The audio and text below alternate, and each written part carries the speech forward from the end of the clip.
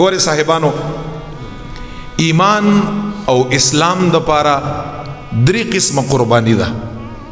یو مثال ورکومله، درې قسمه قربانی ده. یا مالی قربانی ده، یا جانی قربانی ده، او یا د خپل شهوات قربانی ده. چې خپل شهوات پریدي اسلام فالو کړي، خپل مال راوخلي چې ضرورت راشي په اسلام یې قربان کړي، خپل جان که خپلی که د بچوي جان راوخلي او په اسلام یې قربان کړي. دا درې قسمه قربانۍ دی اسلام د پاره، چې یو مالی ده، یو جسمانی ده بدنی، او یو دا غې نه چې دی د شهواتو قربانی. دا نن سبا چې مونږ ستاسو نوې کل څومره شهوات دوی په ځان باندې په زور باندې سواره کړي دي، ورنه مونږ ستاسو ټول انسانان یو، مونږ د ستاسو ټولو شهوات شته، داسې خو نه ده. خو یو انسان ډیر په ځان باندې سواره کړي او هغه بېهوده حرکات، نعوذ بالله من ذلک. زه به داسې وایم چې اسلام خو پرېږده، ملت کفر تر شرمګي کفر یې چې داسې اخلاق او عادات په اسلام کې نعوذ بالله تاسو خپل بچو ته خودلی دي. نن سبا په خدای کې نوکړه چې د مسلمان کرتوت عالم کفر ګوري، ځکه ایمان نه راوړي.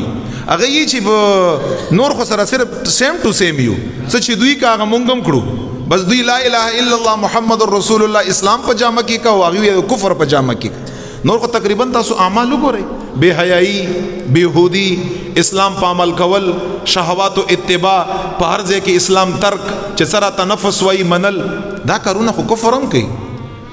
بلکې کزار ته وایم یو خبره په دې باندې خفکیږي ما، دا چې کوم کافران دي کنه په خدای کې نوکړه چې صرف کلمې کمای دی پکې، چې کلمه وای کنه عمل یې زما واستانه بهتر دی. دا یاد لري چې صرف کلمه وای بس، چې هغه اصل سیز دی.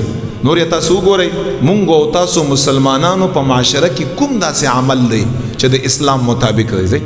خپل معاملات وګورئ، خپل شپه او ورځ وګورئ، خپل میل ملاپ وګورئ، خپل الیک سلیک وګورئ، خپل ارشه درشه وګورئ، خپل مشران وګورئ کشرانو سره، خپل کشران وګورئ مشرانو سره، والدینو سره بچي وګورئ، بچو سره والدین وګورئ. کوم داسې دا یو مثال مال مرا کا وچرته بزرګ یو دوه کسان نه، اسلام هر یو کس نه دا مطالبه کا چاته ماته یو کسوخه، یو کس به ماته نو خي، ټول مسلمانان به داسې جوړږي، ټول مؤمنان به داسې جوړږي چې ته ماته څنګه دا یو کس خای چې وګوره فلان پتا څه شوی دی، ولې ته اسلام والا نه، ته ایمان والا نه چې ته مال بل مسلمان مثال راکې، پتا څه شوی یو کس به ځان نه داسې جوړي چې بل انسان د پاره شی جوړ شي، بل انسان د پاره مثال جوړ شي.